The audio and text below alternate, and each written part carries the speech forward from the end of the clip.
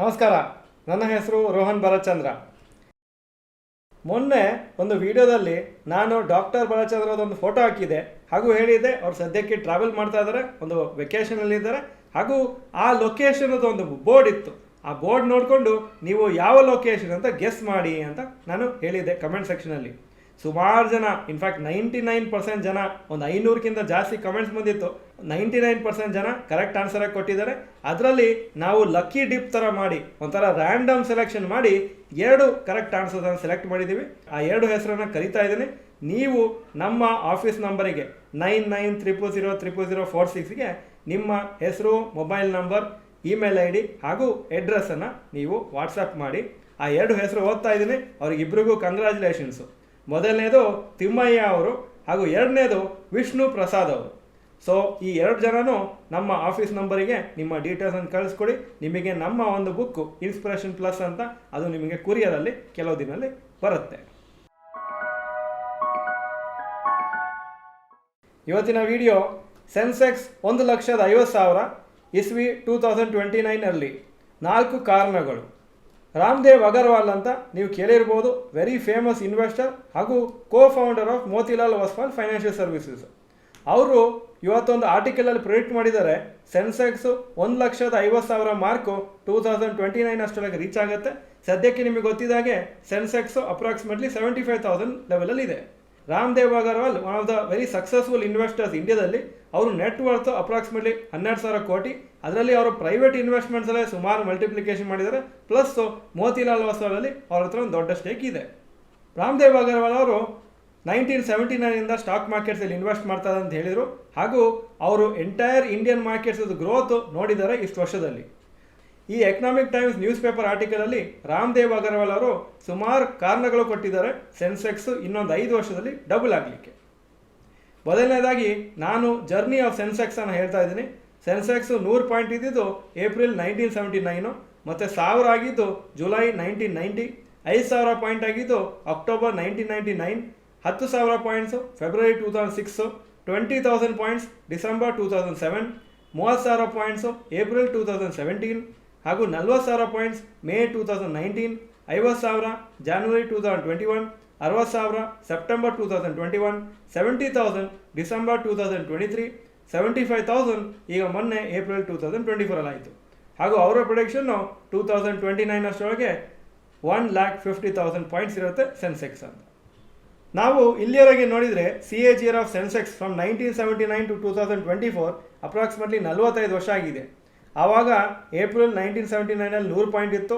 ಈಗ April 2024 approximately 75,000 ಇದೆ. ಈ 45 ಇಯರ್ಸ್ದು ಹಿಸ್ಟ್ರಿ ನಾವು CAGR ಕ್ಯಾಲ್ಕುಲೇಟ್ ಮಾಡಿದರೆ 15.85% ಪರ್ ಆ್ಯನಮ್ ವರ್ಕೌಟ್ ಆಗಿದೆ. ಹಾಗೂ ಏಪ್ರಿಲ್ 2024 75,000 ಇದ್ದಿದ್ದು ಏಪ್ರಿಲ್ 2029 ಅಥವಾ ಆ ವರ್ಷದಲ್ಲಿ ಬೇರೆ ಯಾವುದೋ ತಿಂಗಳಲ್ಲಿ 1,50,000 ಪಾಯಿಂಟ್ಸ್ ಸೆನ್ಸೆಕ್ಸ್ ಹಾಕಬೇಕಂದ್ರೆ 5 ವರ್ಷ ಟೈಮ್ ಇದೆ ಅಪ್ರಾಕ್ಸಿಮೇಟ್ ಆಗಿ. ಹಾಗೂ ಆವ್ರೇಜ್ ರಿಟರ್ನ್ಸ್ ಬೇಕಾಗಿರೋದು 14.87% ಪರ್ ಆ್ಯನಮ್. ಅಂದರೆ 5 ವರ್ಷದಲ್ಲಿ ಅಪ್ರಾಕ್ಸಿಮೇಟ್ಲಿ ಡಬಲ್ ಆಗುತ್ತೆ ಅಂತ ರಾಮದೇವ್ ಅಗರ್ವಾಲ್ ಅವರ ಪ್ರೊಡಿಕ್ಷನ್ನು. ಹಾಗೂ ಅದಕ್ಕೆ ಬರೀ 14.87% ಬೇಕು. ಇದು lower Dhan the long term average. ಹಾಗೂ ನಾವು ಸೆನ್ಸೆಕ್ಸ್ದು 30 ಸ್ಟಾಕ್ದು ಆವ್ರೇಜ್ ಅಂತ ಹೇಳ್ತಾ ಇದ್ದೀವಿ. ಇಂಡಿವಿಜುವಲ್ ಸ್ಟಾಕ್ಸು ಕೆಲವು ಸ್ಪೆಸಿಫಿಕ್ ಸ್ಟಾಕ್ ಸೆಲೆಕ್ಟ್ ಮಾಡಿದರೆ ಮೇ ಬಿ ಅಪ್ರಿಸಿಯೇಷನ್ 15%ಕ್ಕಿಂತ ಜಾಸ್ತಿ ಇರಲೇಬೇಕು. ರಾಮದೇವ್ ಅಗರ್ವಾಲ್ ಅವರು ಕೆಲವು ಇಂಟ್ರೆಸ್ಟಿಂಗ್ ಪಾಯಿಂಟ್ಸನ್ನು ಅವರು ಲಿಸ್ಟ್ ಮಾಡಿದ್ದಾರೆ ಅವರ ಪರ್ಟಿಕ್ಯುಲರ್ ಆರ್ಟಿಕಲಲ್ಲಿ.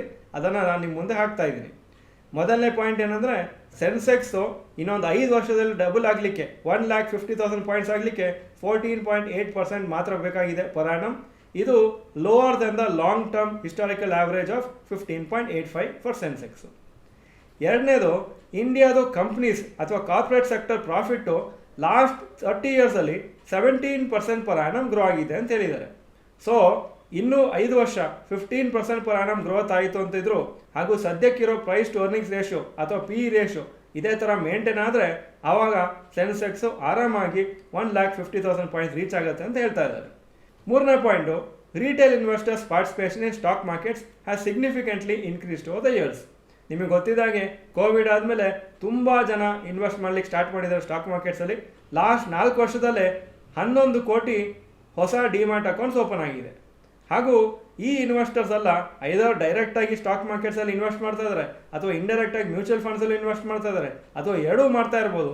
ಅದರಿಂದ ನಮ್ಮ ಇಂಡಿಯನ್ ಮಾರ್ಕೆಟ್ಸಲ್ಲಿ ತುಂಬ ಲಿಕ್ವಿಡಿಟಿ ಜಾಸ್ತಿ ಆಗಿದೆ. Before Covid monthly average new demat account openings ಪ್ರತಿ ತಿಂಗಳು ಆವ್ರೇಜ್ ಆಗಿ 3.5 ಲಕ್ಷ ಅಕೌಂಟ್ಸ್ ಓಪನ್ ಆಗ್ತಾ ಇತ್ತು. ಹಾಗೂ ಈಗ 2023-24 ಆವ್ರೇಜ್ ತೆಗೆದ್ರೆ ಫೈನಾನ್ಷಿಯಲ್ ಇಯರಲ್ಲಿ 30 ಲಕ್ಷ ಹೊಸ ಡಿಮ್ಯಾಟ್ ಅಕೌಂಟ್ಸ್ ಓಪನ್ ಆಗ್ತಾ ಇದೆ ಪ್ರತಿ ತಿಂಗಳು. ಟೋಟಲ್ ಡಿಮ್ಯಾಟ್ ಅಕೌಂಟ್ಸ್ ಮಾರ್ಚ್ 2020 ಪ್ರಕಾರ 4.1 crores ಇತ್ತು. ಹಾಗೂ ಈಗ ಮಾರ್ಚ್ 2024 15.1 crores ಇದೆ. ಸೊ ನೀವು ಇಮ್ಯಾಜಿನ್ ಮಾಡ್ಬೋದು ಎಷ್ಟು ಜಾಸ್ತಿ ಇನ್ವೆಸ್ಟರ್ಸ್ ಮಾರ್ಕೆಟಿಗೆ ಬಂದಿದ್ದಾರೆ ಅಂತ. 2019 ಮಂತ್ಲಿ SIP ಇನ್ವೆಸ್ಟ್ಮೆಂಟು ಮ್ಯೂಚುವಲ್ ಫಂಡ್ಸಲ್ಲಿ ಟೋಟಲ್ಲು 8,000 ಕೋಟಿ ಆಗ್ತಿತ್ತು. ಈಗ 2024 ಅಪ್ರಾಕ್ಸಿಮೇಟ್ಲಿ 19,000 ಕೋಟಿ ಪ್ರತಿ ತಿಂಗಳು ಮ್ಯೂಚುವಲ್ ಫಂಡ್ಸಲ್ಲಿ ರಿಟೇಲ್ ಇನ್ವೆಸ್ಟರ್ಸ್ ಇನ್ವೆಸ್ಟ್ ಮಾಡ್ತಾರೆ. 4ನೇ ಪಾಯಿಂಟು, ಅವ್ರಿಗೆ ಅನ್ಸುತ್ತೆ ಏನಂದರೆ ಟೆಕ್ನಾಲಜಿ ಹಾಗೂ ಡಿಜಿಟೈಸೇಷನಿಂದ ಇಂಡಿಯನ್ ಸ್ಟಾಕ್ ಮಾರ್ಕೆಟ್ಗೆ ತುಂಬ ಹೆಲ್ಪ್ ಆಗಿದೆ, ಅದರಿಂದ ಗ್ರೋತ್ ರೇಟ್ ಜಾಸ್ತಿ ಆಗಿದೆ ಅಂತ. ನಿಮಗೆ ಗೊತ್ತಿದೆ, ಕೋವಿಡ್ ಮುಂಚೆ ಏನಾಗ್ತಿತ್ತು ಅಂದರೆ ಅಕೌಂಟ್ ಓಪನ್ ಮಾಡೋದು ಅಷ್ಟು ಲೆವೆಲಲ್ಲಿ ಆನ್ಲೈನ್ ಇರ್ತಿಲ್ಲ. ಯೂಶಲಿ ಎಷ್ಟೋ ಜನ ಫಿಸಿಕಲ್ ಆಗಿ ಅಕೌಂಟ್ ಓಪನ್ ಮಾಡ್ತಾಯಿದ್ರು. ಕೋವಿಡ್ ಆದಮೇಲೆ ಎಲ್ಲರೂ ಸ್ವಲ್ಪ ಜಾಸ್ತಿ ಟೆಕ್ ಸಾವಿ ಆಗಿದ್ದೀವಿ, ಹಾಗೂ ಕಂಪ್ನೀಸು ಅವ್ರು ಆನ್ಲೈನಲ್ಲಿ ಅಕೌಂಟ್ ಮಾಡಲಿಕ್ಕೆ ಎನ್ಕರೇಜ್ ಮಾಡ್ತಾ ಇದ್ದಾರೆ. ಸೊ ಅದರಿಂದ ಏನಾಗುತ್ತೆ ಅಂದರೆ ಅಕೌಂಟ್ ಓಪನಿಂಗ್ ಆನ್ಲೈನು, ಟ್ರಾನ್ಸಾಕ್ಷನ್ ಮಾಡೋದು ಆನ್ಲೈನು, ಫೈನಲಿ ಸೇಲ್ ಮಾಡಿ ಮತ್ತು ಆ ದುಡ್ಡನ್ನು ವಾಪಸ್ ನಮ್ಮ ಸೇವಿಂಗ್ಸ್ ಅಕೌಂಟಲ್ಲಿ ತೊಗೊಳೋದು ಅದು ಆನ್ಲೈನ್ ಆಗಿದೆ. ಅದರಿಂದ ಎಲ್ಲೇ ಇರಲಿ ಯಾರೇ ಇರಲಿ ಅವರು ಸ್ಟಾಕ್ ಮಾರ್ಕೆಟಲ್ಲಿ ಇನ್ವೆಸ್ಟ್ ಮಾಡಿ ಬೆನಿಫಿಟ್ ತೊಗೋಬೋದು. ಸೆನ್ಸೆಕ್ಸು ನಿಮಗೆ ಗೊತ್ತಿದ್ದಾಗಿ 30 ಸ್ಟಾಕ್ದು ಒಂದು ಇಂಡೆಕ್ಸು. CAGR ಆದ ಸೆನ್ಸೆಕ್ಸ್ ಲಾಂಗ್ ಟರ್ಮಲ್ಲಿ ಬೇರೆ ಪೀರಿಯಡಲ್ಲಿ ಕ್ಯಾಲ್ಕುಲೇಟ್ ಮಾಡಿದ್ರು 14% ಆವ್ರೇಜ್ ಬಂದಿದೆ. ನಿಫ್ಟಿ ಇಂಡೆಕ್ಸು 50 ಕಂಪ್ನಿ ಇದೆ, ಹಾಗೂ ಆವ್ರೇಜ್ ನೀವು ನೋಡಿದ್ರೆ ಸ್ವಲ್ಪ ಕಮ್ಮಿ 12 to 14% ಇದೆ. ನಾವು ಇಂಡಿವಿಜುವಲ್ ಸ್ಟಾಕ್ಸನ್ನು ಕರೆಕ್ಟಾಗಿ ಸೆಲೆಕ್ಟ್ ಮಾಡಿದರೆ, ಒಳ್ಳೆ ಸ್ಟಾಕ್ಸನ್ನು ಸೆಲೆಕ್ಟ್ ಮಾಡಿ ಅದನ್ನು ನೋಡಿಕೊಂಡ್ರೆ ಆವಾಗ 15-25% ಪರ್ ಆನಮ್ಮು ಕೆಲವು ಇಂಡಿವಿಜುವಲ್ ಸ್ಟಾಕ್ಸಲ್ಲಿ ಎಕ್ಸ್ಪೆಕ್ಟ್ ಮಾಡ್ಬೋದು ಲಾಂಗ್ ಟರ್ಮಲ್ಲಿ, ಹಾಗೂ ಅದು ತುಂಬ ಒಳ್ಳೆ ರಿಟರ್ನ್ಸ್ ಆಗುತ್ತೆ ನಮ್ಮ ಪೋರ್ಟ್ಫೋಲಿಯೋಗೆ. ಸೊ ಪ್ರಶ್ನೆ ಇಷ್ಟೇ, ನಾವು ರಿಸರ್ಚ್ ಮಾಡಿ ಒಳ್ಳೆ ಸ್ಟಾಕ್ಸಲ್ಲಿ ಹಾಕಿ ಲಾಂಗ್ ಟರ್ಮಿಗೆ ನಾವು ಸ್ಟಾಕ್ ಮಾರ್ಕೆಟಿಂದ ಬೆನಿಫಿಟ್ ತೊಗೊಳ್ತೀವ, ಅಥವಾ ನಾವು ರಾಂಗ್ ಆಗಿ ಇನ್ವೆಸ್ಟ್ ಮಾಡೋದು, ಅಥವಾ ಶಾರ್ಟ್ ಟರ್ಮಿಗೆ ಮಾತ್ರ ಇನ್ವೆಸ್ಟ್ ಮಾಡಿ ರಿಯಲ್ ಬೆನಿಫಿಟ್ ಸ್ಟಾಕ್ ಮಾರ್ಕೆಟಿಂದ ಪಡೆದೇ ಇರೋದು. ಇದು ನನ್ನ ಪ್ರಕಾರ golden age of Indian stock market history. ಇನ್ನೊಂದು 20 years ಏನು ರಿಟರ್ನ್ಸ್ ಬರ್ತದೆ, ಈ ರಿಟರ್ನ್ಸು ಮತ್ತೆ ಮುಂದೆ ಇನ್ನೊಂದು 20-30 ವರ್ಷ ಆದಮೇಲೆ ಅಷ್ಟು ಜಾಸ್ತಿ ರಿಟರ್ನ್ಸ್ ಬರೋ ಚಾನ್ಸಸ್ ಕಮ್ಮಿ ಆಗುತ್ತೆ. ಯಾಕಂದರೆ ಇಂಡಿಯಾ ತುಂಬ ಡೆವಲಪ್ಡ್ ಆಗಿರ್ತದೆ.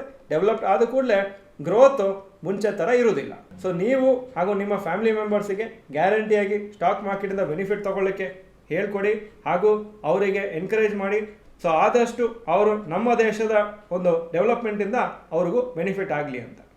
ಈ ವಿಡಿಯೋ ಚೆನ್ನಾಗಿದ್ರೆ ಲೈಕ್ ಬಟನ್ ಪ್ರೆಸ್ ಮಾಡಿ, ಹಾಗೂ ನಿಮ್ಮ ಪ್ರಕಾರ ರಾಮದೇವ್ ಅಗರ್ವಾಲ್ ಅವರ ಪ್ರಿಡಿಕ್ಷನ್ನು 5 ವರ್ಷದಲ್ಲಿ 1.5 lakhs ಆಗೋದು ನಿಫ್ಟಿ, ಅದು ಕರೆಕ್ಟಾಗಿ ಟ್ರೂ ಆಗತ್ತಾ ಅಂತ. ಆಗತ್ತೆ ಅಂದರೆ ಎಸ್ ಅಂತ ಹೇಳಿ, ಇಲ್ಲ ಆಗೋದಿಲ್ಲ ಅಂದರೆ ನೋ ಅಂತ ಕಮೆಂಟ್ ಸೆಕ್ಷನ್ ಹಾಕಿ. ಈ ವಿಡಿಯೋ ನೋಡೋದಕ್ಕೆ ಧನ್ಯವಾದಗಳು. ನಮಸ್ಕಾರ.